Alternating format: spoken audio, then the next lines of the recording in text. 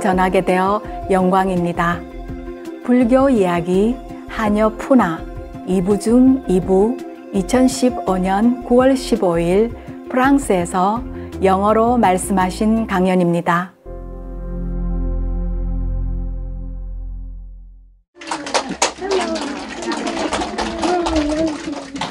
Excellent.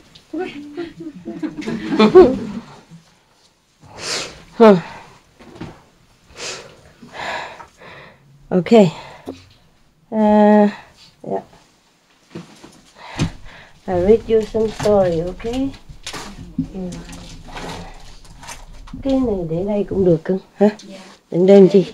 Ở bên đó nhiều lắm, không có chỗ để. Cái động nhỏ xíu. But can you hear me? Yeah, this is okay, right? Oh, I look like a doctor today. The doctor who cannot cure herself. I read you a nice story, okay? Master, you look like an Arabian princess. Princess? Arabian princess. Arabian? Oh, yeah. Salam alaikum. Now you don't see much of me anymore. How to make your master disappear? Oh, God. I don't see nothing. No, it's okay. What I mean is I'm all covered. Almost like Princess Arabian. So, okay, huh? No. I can't wear it. Because you cover. I know, but if I don't cover, then I might breathe jump into your nose. We are strong. Okay. You asked for it. I'm trying. Right. My nose looks beautiful anyway. I should never cover it. The best nose in the whole world. Yeah, that's why you want to see it. I know. Rare, huh?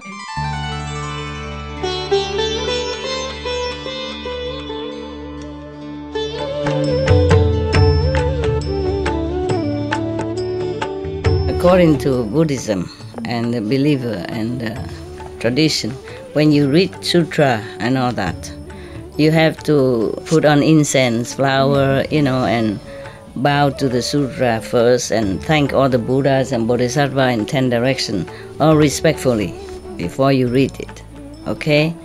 And then you cover the sutra also with silk, beautiful cloth, and I just make it more popular. Yeah, more easy, simple. And I apologize to all the Buddha. I say if I done something wrong. According to the tradition, my heart is full of respect. It's just that I cannot always do that. So please, all the sin, whatever I've done wrong, is all on me. At least other people, they hear the names of the Buddha. According to the sutta, they will get benefit. Yes. Okay. This is a story when the Buddha was alive, huh? Now I find out. When they say teacher, they mean the Buddha. I don't know why they worry about saying Buddha in this book. I guess they want the Westerner to assimilate better. So they say a teacher. They don't even say master. Okay, so now it is like this. This instruction was given by the teacher, the Buddha, Sakyamuni Buddha, while he was in the residence on Mount Vulture Peak, with reference to Punna, a bondswoman of the treasurer of Rajagaha. A bondwoman, like a servant, kind of, okay? Okay, the story goes that one day they gave her much rice to pound. She pounded away until late at night, lighting a lamp to work by. Finally, she became very weary, and in order to rest, she stepped outside and stood in the wind with her body moist with sweat. Oh, she shouldn't do that, huh? And she might get a cold, huh? When your body is full of sweat, that means all your pores are more opened and more vulnerable to anything that blow against your body. Nah? The wind don't always blow, but they blow also germs and, bacteria stuff. And even then, the cold wind could enter your body more easily, and it's too deep inside and give you a cold. Okay. But maybe she's strong. All right. Now, at that time, the Venerable Daba Malabutta was the one who allotted lodgings to the monks. Having listened to the Dharma, he then lighted his finger so that he might show the monks the way to their respective lodgings. And preceding them, he created by power of meditation a light for them. Wow. Any of you have this power? Just use meditation power to do, and we don't need flashlight anymore. Save energy, environmental friendly. Okay, be more diligent, all right? Until you can light your finger even. It sounds like E.T. to me. Remember E.T.? E.T. go home. And the finger lighted up. Okay. I guess at that time, the Buddha allows all that because they didn't have flashlight, They normally just have that lamp, oil lamp, or what's the name? Candles, huh? I wonder if they even have candle at that time already or not. Yeah, they should, huh? Only 2,000 some hundred years ago, huh? Okay. The light enabled Punna to see the monks making their way along the mountain. She thought to herself, can you hear me at all? I mean, is my voice into the microphone? Yeah? Yeah, it's good. Good, okay. She thought to herself, Punna, the bondswoman. Okay, as for me, I am oppressed by my own discomfort, and so even at this time, am unable to sleep. Why is it that the reverend monks are unable to sleep? She thought because of her lowly life and hard work, so she couldn't sleep, But how come the monks couldn't sleep and they're walking at night like this? Having considered the matter, she came to the following conclusion. It must be that some monk who resides there is sick, or else is suffering from the bite of some reptile.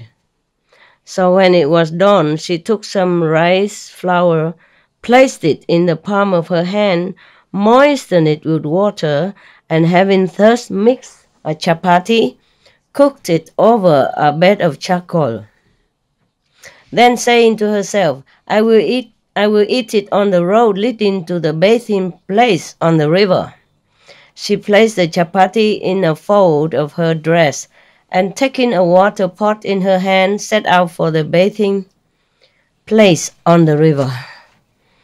At night, and go eat chapati and go bath in the river. You would like to do that, don't you? At night you also can't sleep, right? Daytime you can't eat. Master so strict.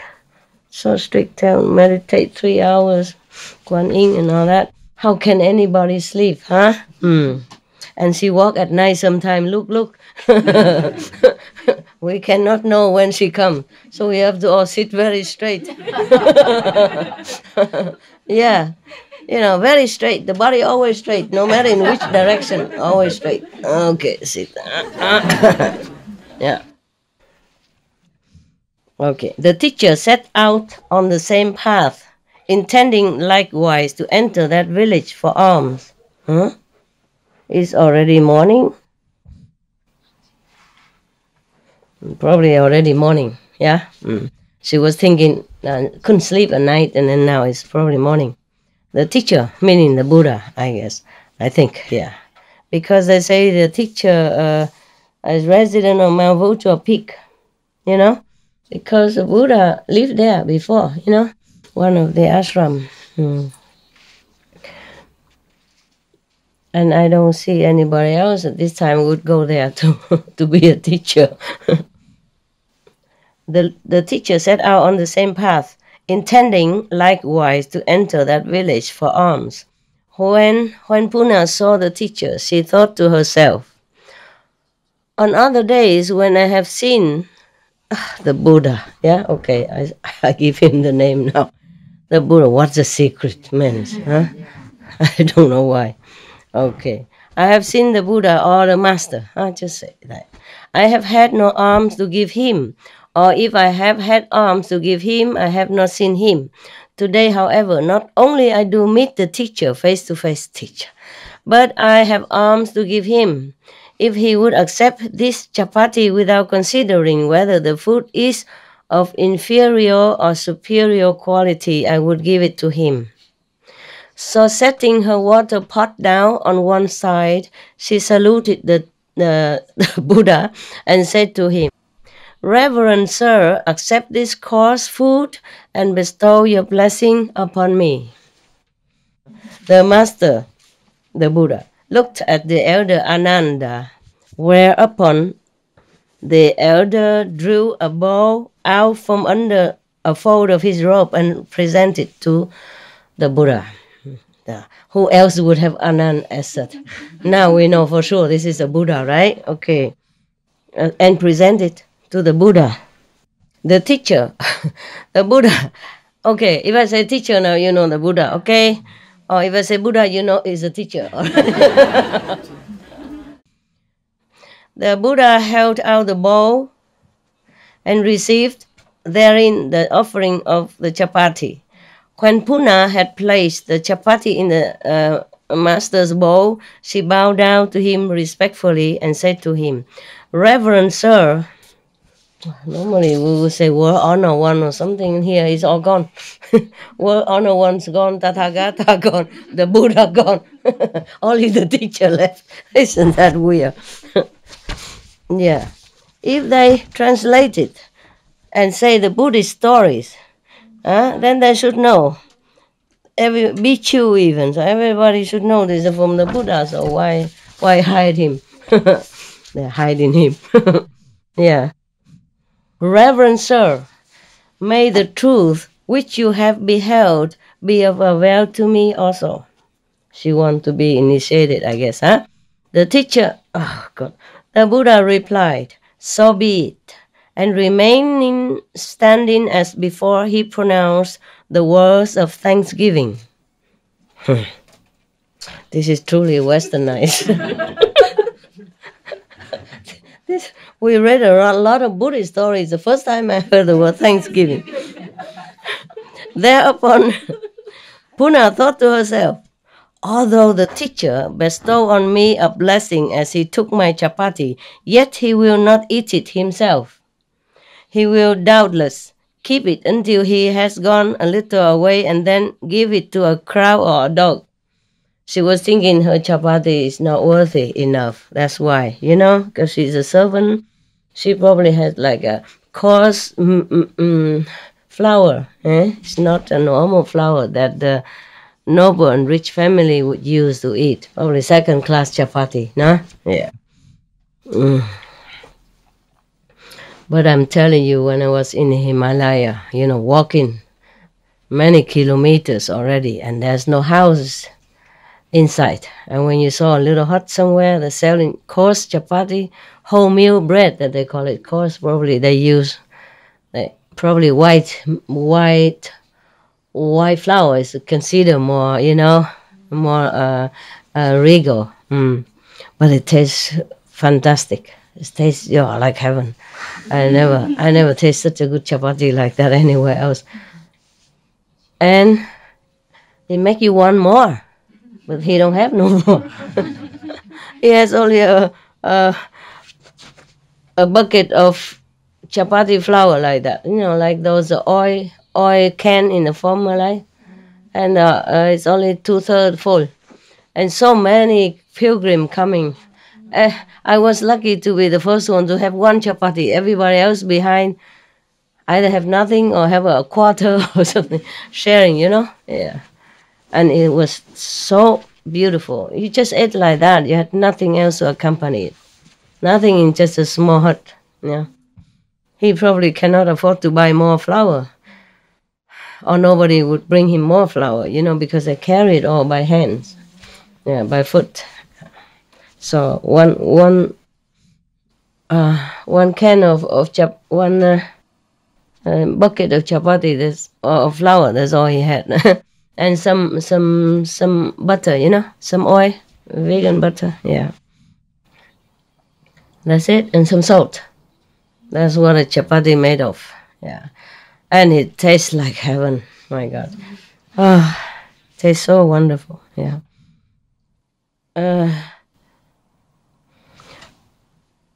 Okay.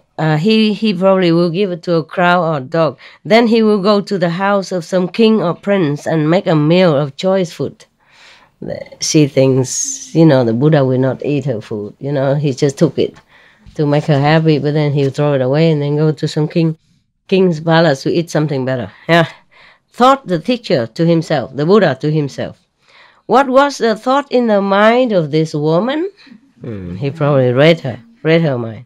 Perceiving that what was in her mind, the Buddha looked at the elder Ananda and intimated that he wished to sit down. Told Ananda, send a signal like he wanted to sit down. The elder Ananda spread out a robe and offered the teacher a seat, the Buddha. The Buddha sat down outside the city and ate his breakfast. The deity squeezed out nectar, food proper to gods and men alike throughout the circle of the world, even as one squeezes of a honeycomb and impart it to the Buddha's food. Yeah. Punna stood looking on. At the conclusion of the Buddha's breakfast, the elder gave him water. Anand gave him water. When the Buddha had finished his breakfast, he addressed Punna and said, Punna, why have you blamed my disciples? I do not blame your disciples, Reverend Sir. Then what did you say when you saw my disciples? Reverend Sir, the explanation is very simple. I thought to myself, as for me, I am oppressed by my own discomfort, and so I am unable to sleep. Why is it that the reverend monks are also unable to sleep? It must be that some monk who resides there is sick, or else is suffering from the bite of some reptile. She was thinking like that only. The Buddha listened to her words and then said to her, Punna, in your own case, it is because you are afflicted with discomfort that you are unable to sleep.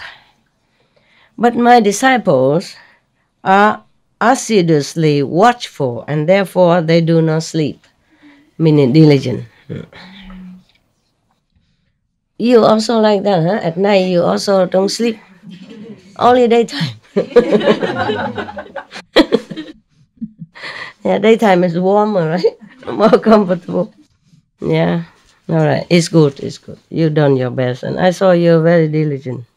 I'm very pleased. Most of you meditate very well.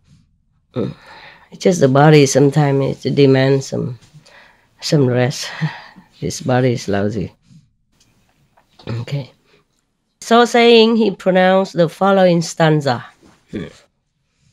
For those who are ever vigilant and train themselves day and night upon nirvana, ever intent, their pollutions are eradicated. At the conclusion of the lesson, Punna, even as she stood there, was established in the fruit of stream entry. The assembled company also profited by the lesson. Yeah. She elevated herself spiritually. I guess he gave her initiation or something like that. Okay, the Buddha, having eaten the chapati which Punna made of rice flour and cooked over a bed of coals, yeah, fire, returned to the monastery. Thereupon the monks began a discussion in the Hall of Truth, meditation hall. Brethren, how hard it must have been for the supremely enlightened one. Oh, finally, finally, they dare to expose who it is. Supremely enlightened one to eat the chapati of rice flour, which Punna cooked over a bed of coals and gave it to him. At that moment, the Buddha drew near and asked them, "Monks, what are you discussing now as you sit here all gathered together?" When they told him, he said, "Monks, this is not the first time I have eaten red rice powder, which she gave me. The same thing happened to me in a previous state of existence also." And the teacher related the Kundaka Sindava Potaka Chakata in detail. I guess is how how he made her before, how she has offered a similar thing to him. Okay, huh? Yeah. Bedtime story end today.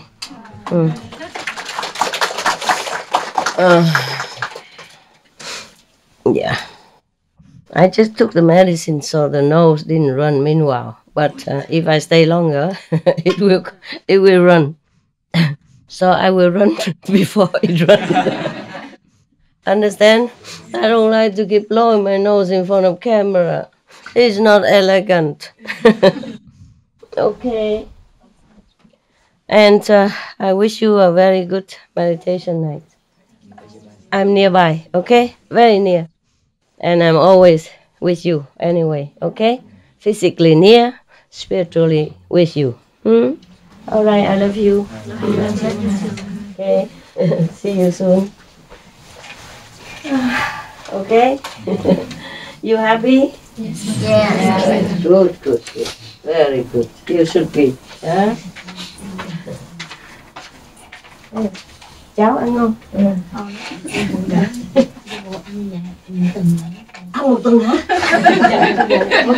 Rồi. Nếu mà bà nấu thì tôi ăn. Bà mệt bà không thèm nấu. Uống cái của sự vụ cho đó. 5 vị. Cái đó cũng phải uống nữa hả? Không được. Rồi ok thì nói bà này năn nỉ nha. Dạ. Nấu cái đó nha. 5 vị. Cái kia đâu bị thuốc đó mà uống đó. Gừng nè. Với thêm cháo vô đó. Dạ. Mà đừng có đậm lắm, vừa mỗi người vừa đó. Có cái receipt thì đưa cho bà tôi. Dạ. Có mà. Dạ. Không có thì kiếm internet nha. Thôi chào nha. Dạ. Ok.